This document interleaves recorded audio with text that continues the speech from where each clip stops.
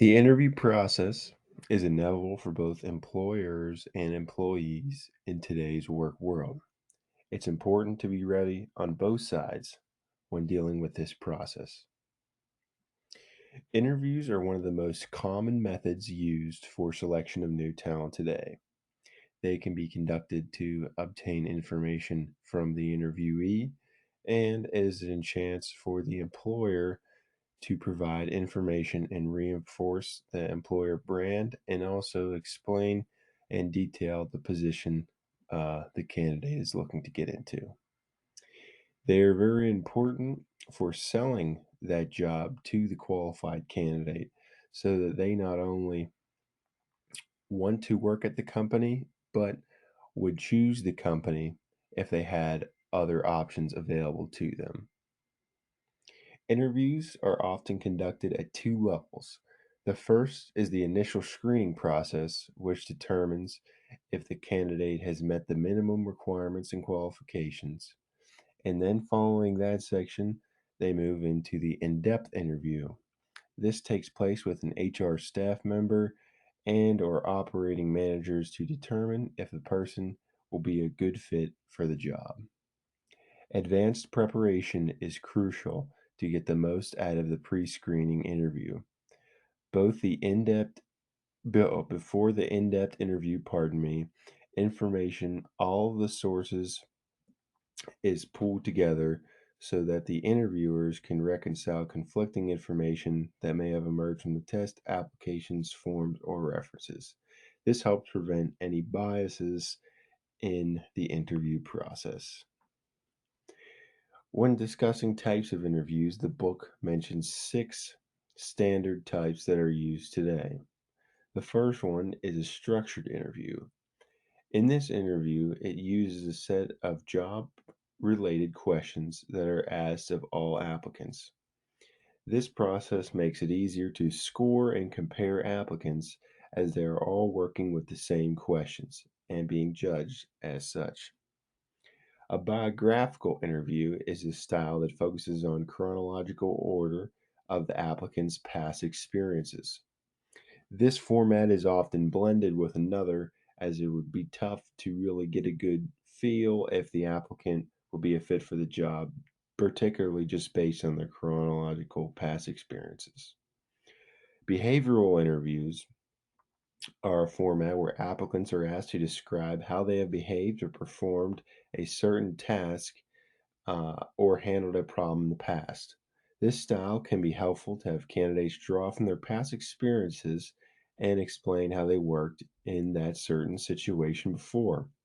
This can help give the company a good look at how they may respond if they find themselves in a certain situation in their new position.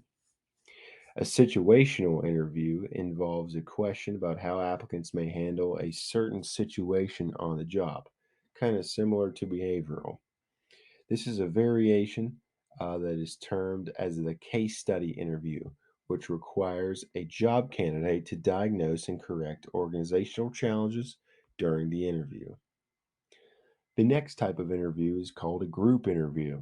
The group interview occurs when several job candidates are interviewed together by a hiring authority.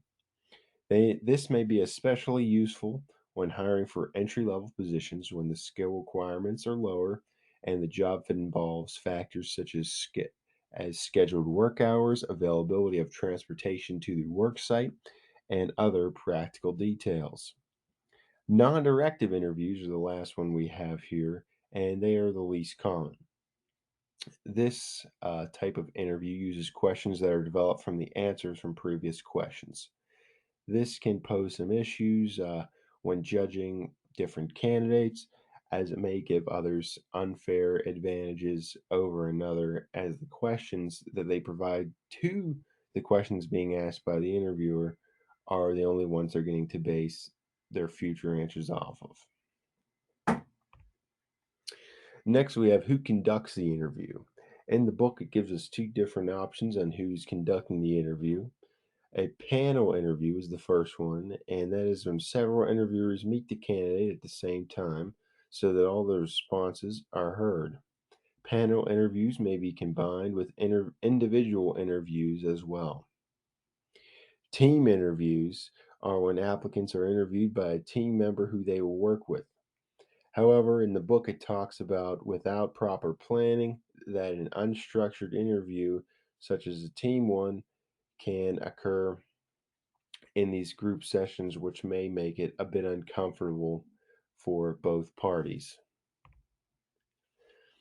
Effective interviewing includes four main parts mentioned in the book: planning, control, effective questions, and the ability to acquire a balanced view on the candidate. When planning for the interviewer, interviewers should review all of the information before the interview and then identify specific areas for their questioning during the process. When controlling the interview, this encompasses knowing in advance what information must be collected and systematically collected during the interview and stopping when the information has been collected. The interviewer should not monopolize the whole conversation. Effective questioning techniques, pardon me.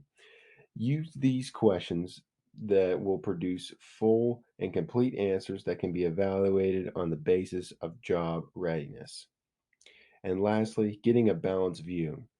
To enable informed hiring decisions, interviews should consider both positive and negative attributes of the job candidate. That way, they can weigh both sides. Next, I have a video. It's about a minute and 30 seconds long, but I won't play it on the recording because you will be able to hear it a little bit better if you just click on the video on the slide. In this video, it shows an example of poor etiquette and how it can cost the candidate or even the interviewer their uh, their end goal, whether it is to achieve the job or to hire the new employee. After watching the video, that will be the conclusion of my presentation. Thank you very much for listening, and thank you for your time. I appreciate it.